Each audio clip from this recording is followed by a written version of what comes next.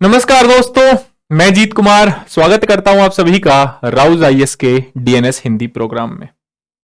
आज हम 25 नवंबर 2023 के जितने भी महत्वपूर्ण आर्टिकल हैं जो कि आपके द हिंदू और इंडियन एक्सप्रेस में शामिल हैं, उनको हम डिस्कस करेंगे डिटेल से। ठीक है, वन बाय वन डिस्कस करते हैं।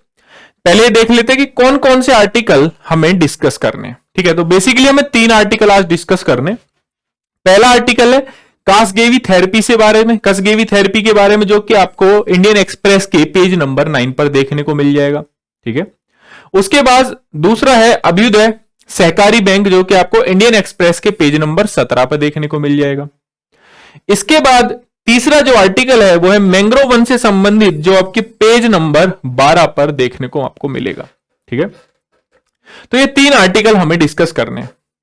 तीनों ही आर्टिकल प्रीलिम्स के लिहाज से महत्वपूर्ण है, जबकि मैंग्रोव वन को हम मुख्य परीक्षा के लिहाज से मतलब डिस्कस करेंगे या उस पर विशेष चर्चा करेंगे। ठीक है, तो चलिए एक एक करके आर्टिकल को समझते हैं और उसको डिस्कस करते हैं।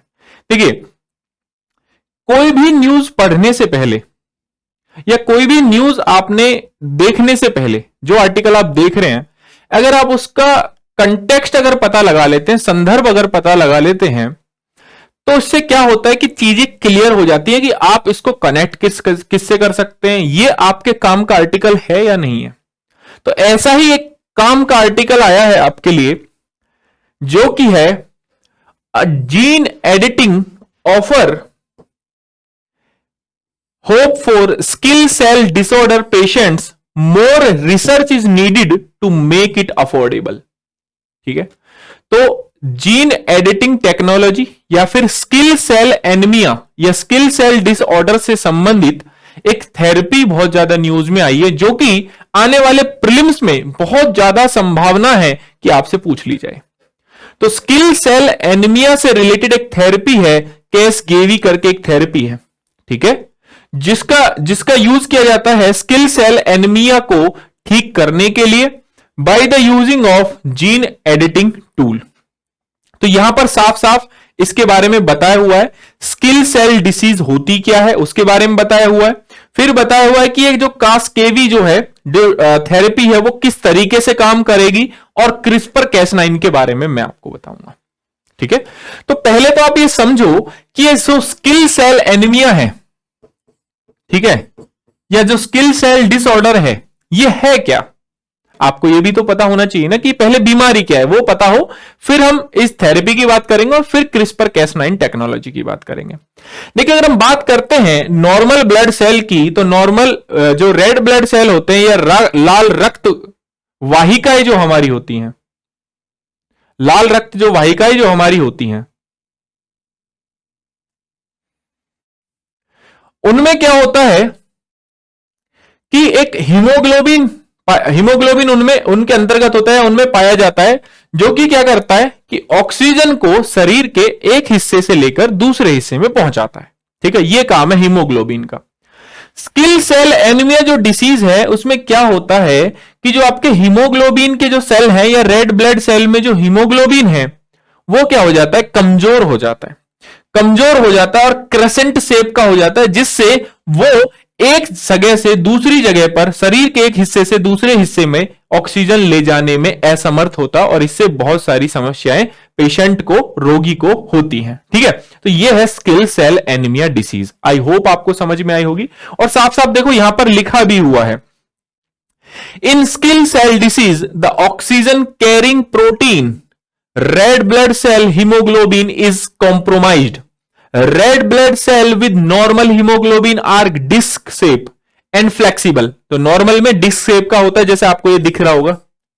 ठीक है, red blood cell with normal disc shape का होता है। They move through the blood vessel easily. Haemoglobin deficient cell are an almost exact contrast when they lose oxygen. These cell assume crescent shape. कब हो जाते हैं, जब आपको skill cell anaemia की बीमारी होती है। Their shape make the skill cell stick to blood vessel मतलब वहां पर वो आराम से फ्लो नहीं होते, blocking the movement of oxygen carrying blood. तो इसकी वजह से पेशेंट को, रोगी को बहुत सारी समस्याएं होती हैं। तो ये सारा का सारा यहां पर समझाया हुआ है स्किल सेल के बारे में। और ये कैसी बीमारी है? ये एक आपकी जेनेटिक बीमारी है। भारत में हर साल 30 से 40 हजार बच्चे आपके स्किल सेल बीमारी के साथ पैदा होते हैं। यानी कि जेनेटिक ऑर्डर है, मां बाप में रही होगी ये बीमारी, उनके जीन्स में रही होगी, तो आपको यहां पर देखने को मिल जाती होगी। ठीक है, अब हम बात करते हैं इस कैसगेवी थेरेपी की। ठीक है, तो ये कैसे काम करती है? कि ये क्या है कि आपका जो हीमोग्लोबिन है ना, इसको ऐसे समझते हैं कि आपका जो हीमोग्लोबिन है उसमें एक जीन है, ठीक है, जिसका नाम है BCL11A। ठीक है, इस जीन को ये टारगेट करेगी ये थेरेपी, और इसमें क्या करेगी? बदलाव कर देगी। कैसे बदलाव करेगी, अब इस चीज को यहां से समझते हैं। तो कैसगेवी थेरेपी या therapy does not remove the mutation, मतलब कोई आपको म्यूटेशन वगैरह ये नहीं कर रही है, बल्कि क्या कर रही है? डिजाइन है ना, design to compensate for haemoglobin by reviving the foetal haemoglobin. देखो, हीमोग्लोबिन दो टाइप का होता है। जो हीमोग्लोबिन है आपका वो दो प्रकार का होता है, एक फीटल हीमोग्लोबिन होता है, एक एडल्ट हीमोग्लोबिन होता है। ठीक है, यहां तक समझ में आया? फीटल जो हीमोग्लोबिन होता है वो आपको देखने को मिलता है 6 माह तक के बच्चे में, है ना, जो नवजात बच्चा होता है उसमें देखने को मिलता है। 6 माह के बाद क्या हो जाता है? एक्टिव, मतलब जो दूसरा हीमोग्लोबिन है वो एक्टिव हो जाता है, जो आपका है एक्टिव हीमोग्लोबिन। ठीक है, या एडल्ट हीमोग्लोबिन, सॉरी। ठीक, अब क्या होता है कि फीटल हीमोग्लोबिन की ऑक्सीजन टेकिंग जो कैरिंग कैपेसिटी है वो इस एडल्ट हीमोग्लोबिन से क्या होती है? ज्यादा होती है। तो इस थेरेपी के माध्यम से इस फीटल हीमोग्लोबिन को दोबारा से रिवाइव कर दिया जाएगा। ठीक है, तो स्किल सेल एनीमिया का क्या हो जाएगा? ये क्योर हो जाएगा। मतलब ये जो क्रेसेंट हीमोग्लोबिन है, जिसकी वजह से रोगियों को समस्या हो रही है, तो ये क्या हो जाएंगे? दोबारा से सही हो जाएंगे। मतलब दोबारा से ऑक्सीजन कैरिंग कैपेसिटी हीमोग्लोबिन की हो जाएगी और एक शरीर के एक हिस्से से दूसरे हिस्से में आसानी से ऑक्सीजन पहुंच जाएगी। तो ये थेरेपी ये काम कर रही है।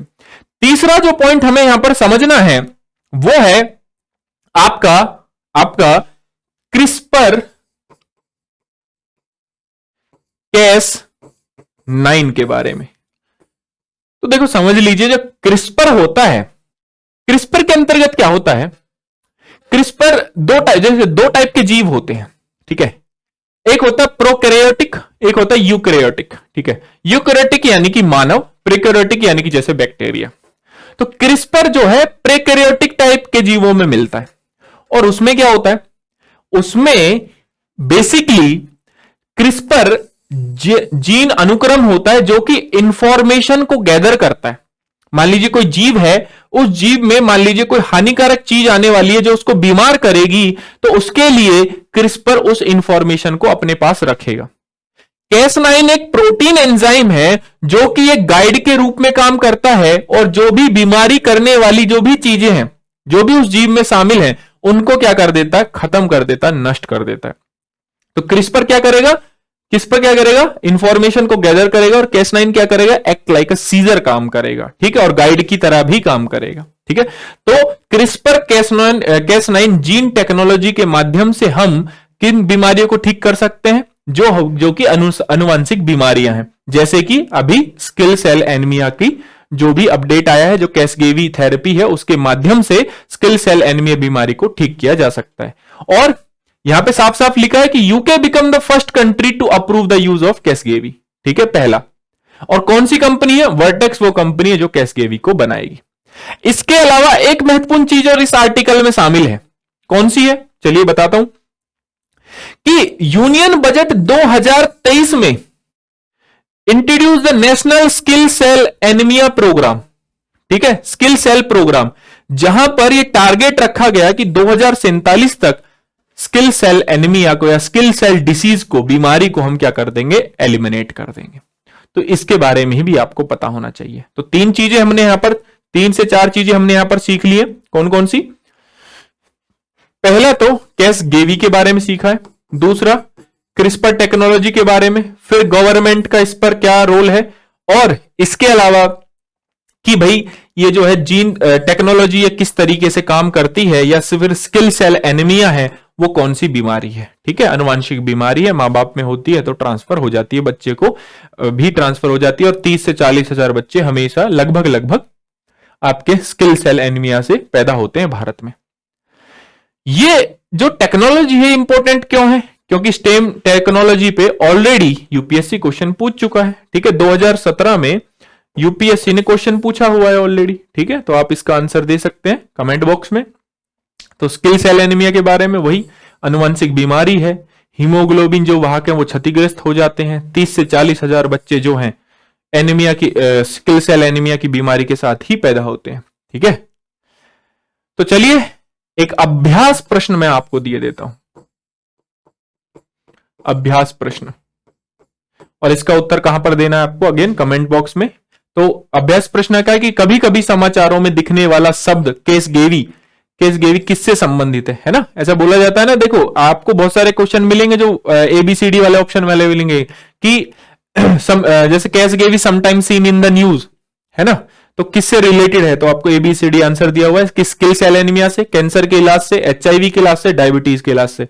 तो इसका सही उत्तर क्या होगा, अगेन आपको कमेंट बॉक्स में देना है। ठीक है, चलिए दूसरा आर्टिकल हम डिस्कस करते हैं।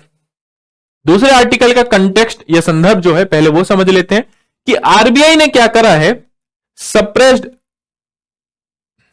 सॉरी एक सेकंड, यस, आरबीआई ने क्या करा है, आरबीआई ने जो अभ्युदय आपका कोऑपरेटिव बैंक है उसके पुअर गवर्नेंस की वजह से उसका जो बोर्ड है उसको क्या करता है, उसको क्या कर दिया है, निलंबित कर दिया है, निलंबन कर दिया उसका। ठीक है, तो यहां पर हमें जानना महत्वपूर्ण हो जाता है कि भाई आपका कोऑपरेटिव बैंक क्या होता है। ठीक है, और इससे रिलेटेड इंफॉर्मेशन हमें पता होनी चाहिए। ठीक है, आई होप न्यू कंटेक्स्ट आपको समझ में आया होगा कि आरबीआई ने निलंबन करा है उसके बोर्ड का, किसके, अभ्युदय सहकारी बैंक के बोर्ड का, क्योंकि खराब गवर्नेंस की वजह से। ठीक है, ऑलरेडी सहकारी बैंक पर यूपीएससी क्वेश्चन पूछ चुका है 2021 में, जिसमें शहरी सहकारी बैंक पर क्वेश्चन पूछा गया था। तो इसके आंसर आप अगेन अगर आपने क्वेश्चन देखा हुआ है तो कमेंट बॉक्स में इसका आंसर दे सकते हैं। अगर हम बात करें सहकारी बैंक होते क्या है, तो सहकारी बैंक 1 पर्सन 1 वोट के सिद्धांत पर काम करते हैं। पहली बात तो यह आपको याद होना चाहिए। दूसरा, जो इसके सदस्य होते हैं, सहकारी बैंक के जो सदस्य होते हैं वही उस पर स्वामित्व भी उनका ही होता है और नियंत्रण भी उनका ही होता है। तो सहकारी आधार स्थापित ऐसे वित्तीय संस्थान होते हैं जिनका स्वामित्व और नियंत्रण उनके ही सदस्यों के पास होता है, तो ये होते हैं आपके सहकारी बैंक। ठीक है, अब जो सहकारी बैंक है आपके, ये 2 टाइप के हो सकते हैं। एक तो हो सकता है आपका जो शहरी अर्बन कोऑपरेटिव, एक होता है ग्रामीण। ठीक है, या तो शहरी हो सकते हैं या ग्रामीण हो सकते हैं। शहरी में भी 2 टाइप के, या तो एक ही राज्य में, मतलब एक ही जगह, शहरी में भी इसका वर्गीकरण दो आधारों पर किया जाता है, 2 वर्ग में इसको बांटा गया है, एक राज्य में कार्य करने वाला और एक से अधिक राज्य में कार्य करने वाला। ठीक है, ग्रामीण में भी 2 टाइप का होता है, अल्पकालीन समय के लिए, दीर्घकालीन समय के लिए।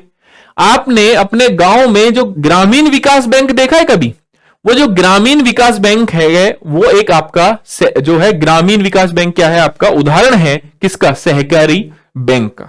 ठीक है, चलिए आगे बढ़ते हैं।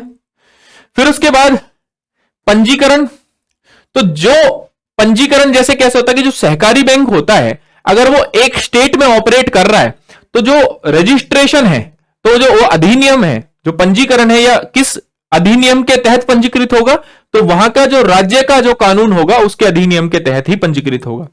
एक से अधिक राज्य में कोई बैंक ऑपरेट कर रहा है तो क्या होगा, तो वहां पर बहु राज्य सहकारी समिति अधिनियम 2002 के तहत इसको पंजीकरण कराना अनिवार्य होगा। ठीक है, इसके अलावा रेगुलेशन, विनियमन। ठीक है, तो एक से अधिक, ठीक है, इनका जो विनियमन है भारतीय रिजर्व बैंक और केंद्र सरकार और राज्य सरकार द्वारा किया जाता है, और जो लघु सहकारी बैंक है उसका नाबार्ड और राज्य सरकार द्वारा जो है आपका क्या किया जाता है, नाबार्ड और विनियमन किया जाता है नाबार्ड और राज्य सरकार के द्वारा। ठीक है, इसके अलावा अगर मैं बात करूं, एक पॉइंट आपको और बताऊं, तो इसका जो इसको अभी बेसिकली 4 स्तरों में बांट दिया गया है, 4 स्तर में पैसे के हिसाब से। और किस कमेटी ने, विश्वनाथ पैनल ने क्या करा, एसएनएस विश्वनाथ पैनल है, इसने सहकारी बैंकों को 4 स्तरों में बांट दिया है। 4 स्तरों में उसके पैसे के आधार पर, जमा पूंजी के आधार पर, जैसे किसी के पास 100 करोड़ है, किसी के पास 1000 करोड़ है, किसी के पास 10,000 करोड़ है, उस आधार पर कि किसके पास कितना पैसा है, उनको 4 स्तर में बांटा है एसएन विश्वनाथ पैनल ने सहकारी बैंकों को। ठीक है, उसके बेसिस पर एक अभ्यास प्रश्न मैं आपको दिए देता हूं, अगेन कहां पर आपको उत्तर देना है, कमेंट बॉक्स में। ठीक है, तो सहकारी बैंकों से संबंधित निम्नलिखित कथनों पर विचार कीजिए। तो लघु सहकारी बैंक का विनियमन नाबार्ड और राज्य सरकार द्वारा किया जाता है। एक से अधिक राज्य में कार्यरत सहकारी बैंकों का पंजीकरण बहुराज्य सहकारी समिति अधिनियम 2002 के तहत किया जाता है। एसएन विश्वनाथ पैनल की सिफारिश के आधार पर शहरी सहकारी बैंकों के विनियामक ढांचे को संशोधित करके 4 स्तरीय बनाया गया है। तो कौन सा उत्तर इसमें से सही है आपको देना है। ठीक है, चलिए आगे बढ़ते हैं। अब हम बात करेंगे इंडियन एक्सप्रेस पे पेज नंबर 12 पे आर्टिकल आपको देखने को मिल जाएगा, बिग पिक्चर करके है कि how mother are creating a forest to save world largest delta. देखिए, वर्ल्ड लार्जेस्ट डेल्टा की बात कर रहे हैं, तो ये बात कर रहे हैं सुंदरबन की।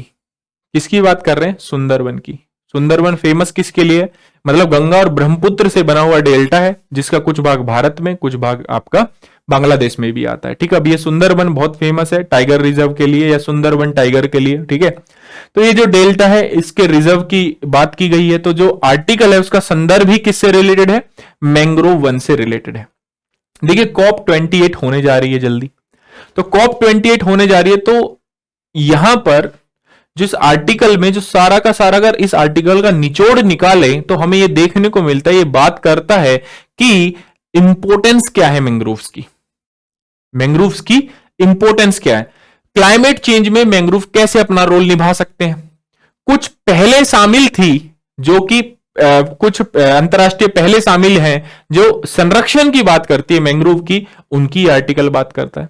तो होलिस्टिकली व्यापक तरीके से हम क्या करेंगे, इस मैंग्रोव से रिलेटेड आर्टिकल को समझेंगे कि भैया जो मैंग्रोव है होता क्या है, ये सारी की सारी चीजें हम देखेंगे कि इसमें समस्या क्या है, महत्वपूर्ण क्यों है, इसमें विघटन के कारण क्या है, कुछ रिपोर्ट है क्या हमारे पास, क्या कुछ इनिशिएटिव लिए हमने राष्ट्रीय स्तर पर, अंतरराष्ट्रीय स्तर पर, सारी की सारी चीजें डिस्कस करेंगे। इसके अलावा अगर आपको क्लाइमेट चेंज, UNFCCC,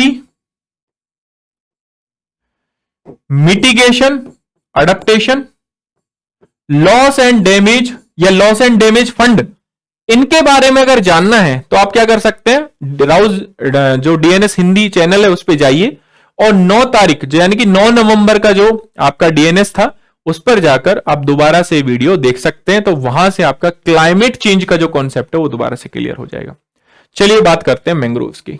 महत्वपूर्ण क्या आर्टिकल, अगेन क्योंकि 2019 में ऑलरेडी यूपीएससी मेंस में क्वेश्चन पूछ चुका है मैंग्रोव से संबंधित कि मैंग्रोव के विघटन के कारण बताइए और इकोलॉजिकल इंपॉर्टेंस क्या है, कोस्टल इकोलॉजी में इसकी महत्ता क्या है या महत्व क्या है उसके बारे में बताइए। ठीक है, आप इसको अटेम्प्ट कर सकते हैं ये वीडियो देखने के बाद, ये मैंग्रोव पर ये जो व्यापक चर्चा होने वाली है इसके बाद आप इस आर्टिकल को भी या इस क्वेश्चन को भी क्या कर सकते हैं, आर्टिकल को तो पढ़ना ही है आपको, साथ में इस क्वेश्चन को क्या कर सकते हैं, अटेम्प्ट करके फिर दोबारा से सीख सकते हैं कि भाई धीरे धीरे धीरे धीरे प्रैक्टिस करनी है ना, तो इस तरीके से प्रैक्टिस हो सकती है आपकी। ठीक है, तो चलिए व्यापक रूप से चर्चा करते हैं मैंग्रोव के बारे में। सबसे पहले तो हमें पता होना चाहिए कि मैंग्रोव होता क्या है। ठीक है, दूसरा, क्या मैंग्रोव से रिलेटेड कुछ रिपोर्ट आती है कि नहीं आती है ना, आती है बिल्कुल। 1987 से इंडियन फॉरेस्ट रिपोर्ट में इसको शामिल किया गया। कहां कहां पाया जाता है, ठीक है, क्या सुंदरबन में ही पाया जाता है भारत में और कहीं नहीं पाया जाता। महत्व क्या है, महत्ता क्या है, विघटन के कारण और संरक्षण के उपाय, और कुछ पहले भी साथ में। पहले कैसी, चाहे वो अंतरराष्ट्रीय स्तर की हो चाहे वो राष्ट्रीय स्तर की हो। तो चलिए पहले समझते हैं मैंग्रोव्स को। आराम से और साधारण और लेमैन की भाषा, जो साधारण भाषा उसमें समझते हैं, तो मैंग्रोव जो है आपका लवण रोधी पौधे होते हैं और इनको हेलोफाइट्स भी कहा जाता है। ठीक है, सिंपल सी बात। पहली बात, लवण रोधी पौधे होते हैं और इनको हेलोफाइट भी कहा जाता है। 1000 से 3000 मिलीमीटर वर्षा वाले क्षेत्र में ये वन पाए जाते हैं और कहां, उष्ण और उपोष्ण कटिबंधीय क्षेत्रों में पाए जाते हैं। और ये जो मैंग्रोव होते हैं ये आपका दलदली क्षेत्रों में पाए जाते हैं और कम ऑक्सीजन वाली मिट्टी में आसानी से पनप जाते हैं। ठीक है, आई होप ये समझ गए होंगे आप। दूसरा, ये सबसे अच्छे उदाहरण होते हैं इकोटोन के। अब आप कहेंगे कि सर ये इकोटोन क्या है? देखिए, जहां पर आपके दो डिफरेंट पारिस्थितिकी तंत्र है ना, इकोसिस्टम आपस में मिलते हैं, जैसे स्थल और जल, ये क्या कहलाता है? आपका इकोटोन कहलाता है। तो अगर आप इस इमेज को गौर से देखेंगे या फिर सुंदरबन डेल्टा की अगर बात करेंगे, मैंग्रोव्स की वहां पर बात करेंगे, तो एक साइड कोस्टल एरिया स्थल है और एक साइड बे ऑफ बंगाल का पानी है, जल है। तो यहां पर ये डेवलप होते हैं, तो ये एक एग्जांपल होंगे आपके इकोटोन का। ठीक है, तो मैंग्रोव वन लवण रोधी पौधे होते हैं, हेलोफाइट्स इन्हें कहा जाता है, कहा भी जाता है। ठीक है, और 1000 से 3000 मिलीमीटर वाले वर्षा क्षेत्र में इतना टेम्परेचर 26 से 35 डिग्री सेल्सियस के तापमान के बीच वाले उष्ण कटिबंधीय और उपोष्ण कटिबंधीय क्षेत्रों में पाए जाते हैं। साथ ही में दलदल वाले क्षेत्रों में आराम से उग सकते हैं। इसके अलावा कम ऑक्सीजन मृदा, कम ऑक्सीजन कम ऑक्सीजन वाली मृदा में भी ये क्या हो सकते हैं? दलदल एक ऑक्सीजन मृदा, कम ऑक्सीजन वाली मृदा में क्या हो सकते हैं? पनप सकते हैं। ठीक है, और इकोटोन का सबसे अच्छा उदाहरण है। ठीक है, ये आपको पता होना चाहिए। ठीक, चलिए आगे बढ़ते हैं। अब इसके ऊपर रिपोर्ट भी है, जैसे वन राज्य रिपोर्ट 2021 में मैंग्रोव वैसे शामिल हैं, 1987 से शामिल करते हुए आ रहे हैं हम उनको। तो इस रिपोर्ट में मैंग्रोव्स के बारे में क्या बोला गया उसकी बात हम बाद में करेंगे। पहले हमें ये पता होना चाहिए, कुछ चीजें हैं जो फैक्ट हमें पता होना चाहिए कि अगर हम विश्व की बात करें, वर्ल्ड की बात करें, तो वर्ल्ड में सबसे ज्यादा एशिया में मैंग्रोव, फिर उसके बाद अफ्रीका में, फिर उसके बाद अगर देखें तो साउथ अमेरिका में मिलते हैं। कंट्री की बात करें, इंडोनेशिया में सबसे ज्यादा मैंग्रोव पाए जाते हैं। पूरे विश्व में भारत के मैंग्रोव का परसेंटेज अगर हम देखें तो वो कितना है? 3% है। ठीक है, आई होप आपको ये जानकारी अच्छी लगी होगी और इस जानकारी को आप मेंस में इस्तेमाल भी कर सकते हैं। इसके अलावा अब ये जो स्टेट फॉरेस्ट रिपोर्ट है, इंडियन स्टेट फॉरेस्ट रिपोर्ट है 2021 की, ये क्या कहती है? ये कहती है कि ओवरऑल पूरे भूमि का है ना, पूरे वन का, मैंग्रोव वन देश के कुल भौगोलिक क्षेत्र का 0.15% है, जो कि 4992 वर्ग किलोमीटर भाग को कवर करता है। मैंग्रोव सबसे ज्यादा वेस्ट बंगाल में, पश्चिम बंगाल में 42.5%, फिर गुजरात में, फिर अंडमान निकोबार में देखने को मिलते हैं। रिपोर्ट के अनुसार मैंग्रोव में कुछ बढ़ोतरी देखी गई है। ठीक है, बढ़ोतरी कहां कहां देखी गई है? एक तो उड़ीसा के क्षेत्र में 8 वर्ग किलोमीटर की और महाराष्ट्र में 4 वर्ग किलोमीटर मैंग्रोव वन की बढ़त दिखाई दी है। ठीक है, तो ये डेटा आपको पता होना चाहिए, मतलब रिपोर्ट है, प्रॉपर रिपोर्ट है, तो ऑथेंटिक डेटा है। इसके बाद अगर ये डायग्राम आप देखेंगे तो आपको पता लग जाएगा। देखिए मैंग्रोव कहां कहां पर है। वेस्ट बंगाल में सबसे ज्यादा, फिर उसके बाद गुजरात में, 3rd नंबर पे अंडमान निकोबार, 4th पे आंध्र प्रदेश, 5th पे उड़ीसा, 6th पे महाराष्ट्र। ठीक है, फिर तमिलनाडु, गोवा। तो 5 से 6 आप राज्य याद कर लीजिए। उन्हीं राज्यों में से अगर प्रीलिम्स में पूछेगा तो भैया डिक्रीजिंग ऑर्डर में पूछ लेगा या इंक्रीजिंग ऑर्डर में पूछ लेगा, तो आपको पता होना चाहिए। तो आप इसका स्क्रीनशॉट ले सकते हैं या फिर आपको पीडीएफ इसकी मिल ही जाएगी। ठीक, इसके अलावा चलिए इसकी महत्वपूर्ण, मतलब ये महत्वपूर्ण क्यों है, इसकी बात करते हैं, महत्व की बात करते हैं। तो प्राकृतिक बाधा के रूप में कार्य करता है। ठीक है, कोस्टल, अब देखो वो कोस्टल वाला क्वेश्चन यहां से सॉल्व हो रहा है, ठीक है। कैसे काम करता है, देखो बे ऑफ बंगाल में चक्रवात आते रहते हैं, अरेबियन सी में भी, अरब सागर की जो खाड़ी है वहां पर भी क्या होते रहते हैं, अरब सागर में भी बहुत सारे जो है आपको चक्रवात देखने को मिलते हैं। अब ये जो चक्रवात हैं या फिर उच्च ज्वार है, एक चक्रवात हो गया, उच्च ज्वार हो गया, बहुत तेज आंधी आ रही है, ठीक है।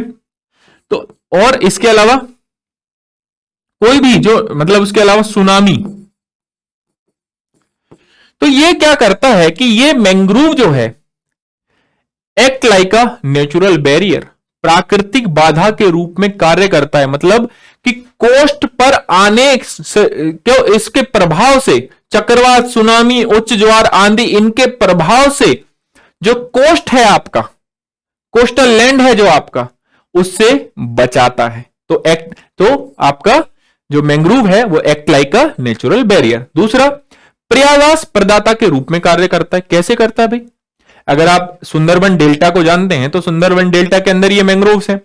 अब मैंग्रोव्स जो हैं, बहुत सारे पक्षी, बहुत सारे आपके जो जीव हैं उनका स्थान है, ठीक है, वह उनका प्रजनन स्थान है, उनका रहने का स्थान है।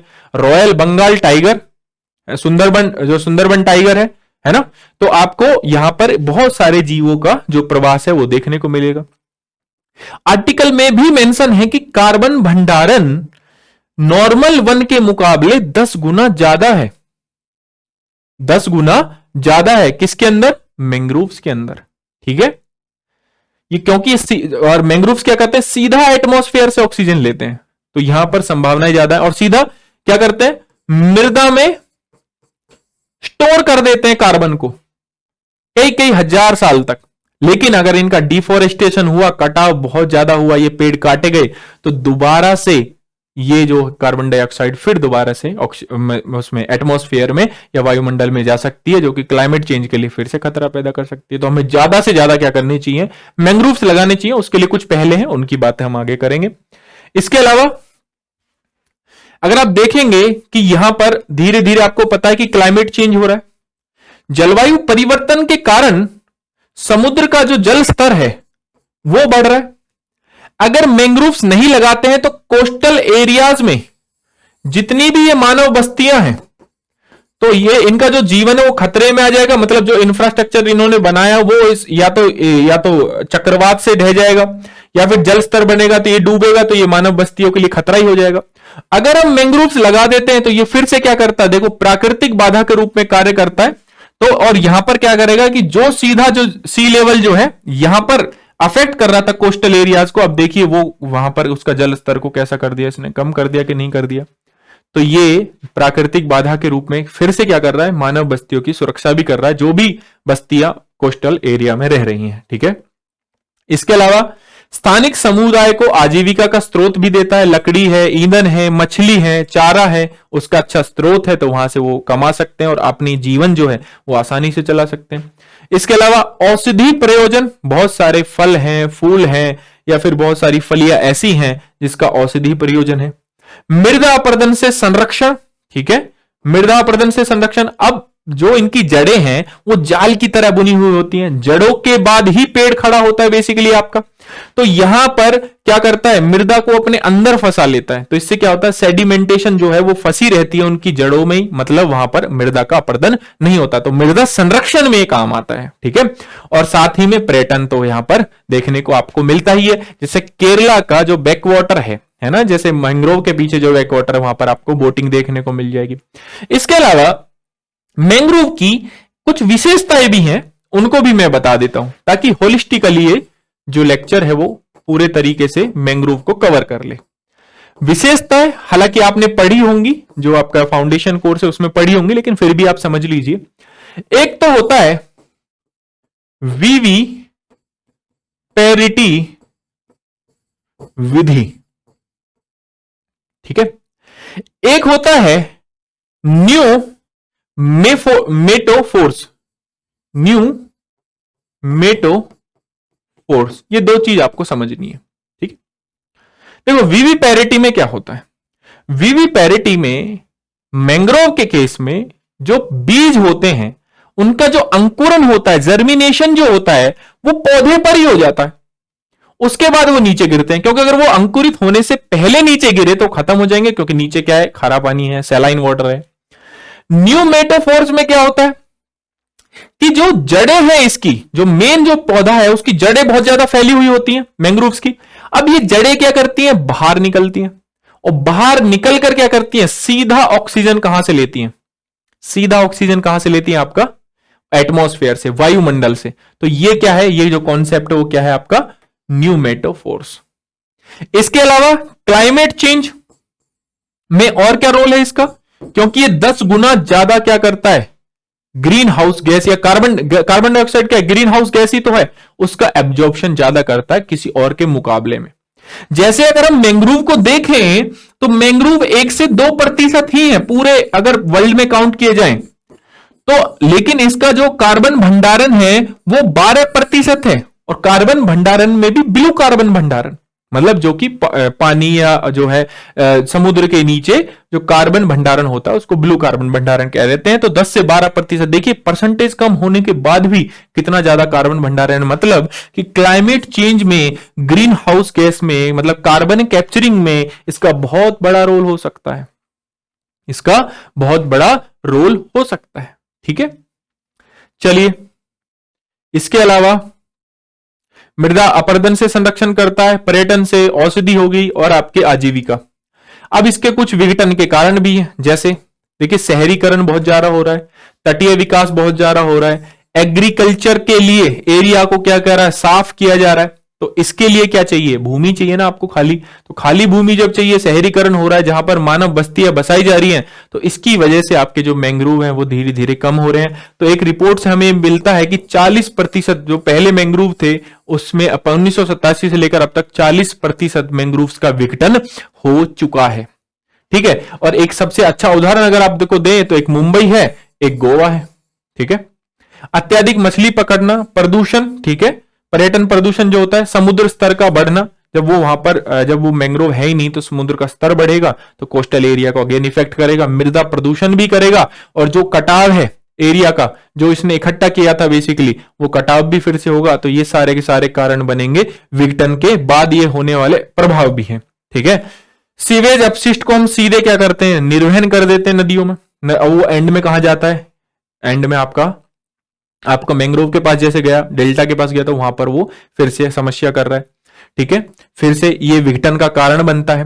नदियों पर बांध बनाने से क्या होता है कि पानी का जो फ्लो है, जो प्रवाह है, वो कम हो जाता है, तो उसके साथ जो अवसाद जाना था, जिसकी रिक्वायरमेंट थी मैंग्रोव वन को, जिन न्यूट्रिएंट्स की उस पानी से रिक्वायरमेंट थी मैंग्रोव वन को, उसको कम मिलते हैं, ये भी उसका विघटन का कारण बना हुआ है। ठीक है, तो कुछ पहले हैं राष्ट्रीय स्तर पर और अंतरराष्ट्रीय स्तर पर, जो कि एक तो ये आपके आर्टिकल में ही मेंशन है, मैंग्रोव के लिए मैंग्रोव अलायंस। देखिए COP 27 हुआ था, अभी COP 28 होने वाला है, तो UNFCCC में COP 27 हुआ था, उसमें ये पहल निकल कर आई थी या पहल ली थी, किसने शुरू की थी, यूएई ने, संयुक्त अरब अमीरात और इंडोनेशिया ने मिलकर, जहां पर जलवायु परिवर्तन के प्रकृति आधारित समाधान के रूप में मैंग्रोव को बढ़ावा देने की पहल थी ये। ठीक है, और इसमें 17 देश शामिल हैं, जिसमें भारत भी शामिल है, इसलिए पहल फिर से महत्वपूर्ण हो जाती है।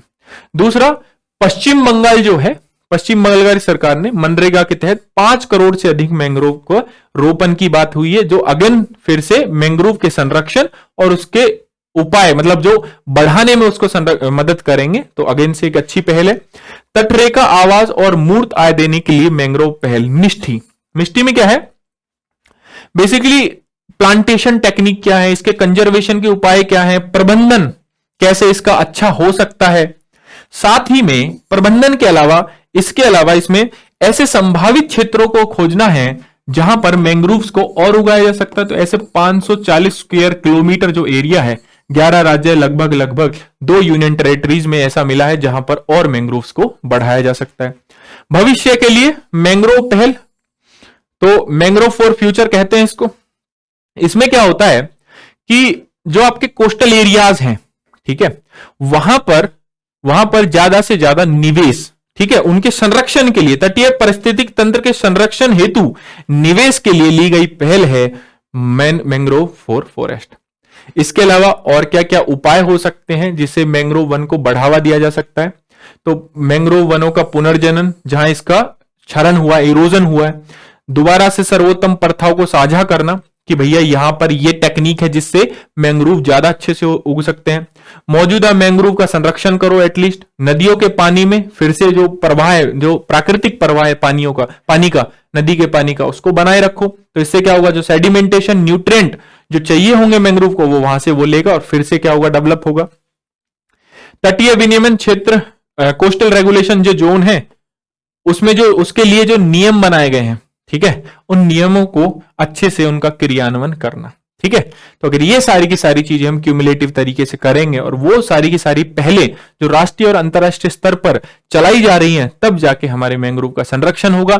और इसी संरक्षण की वजह से जलवायु परिवर्तन में मैंग्रोव का रोल आपने देखा ही, क्योंकि ये ब्लू कार्बन भंडार में या नॉर्मल वन से, सामान्य वन से 10 गुना ज्यादा क्या करता है, मैंग्रोव जो कार्बन भंडारण में काम आ सकता है।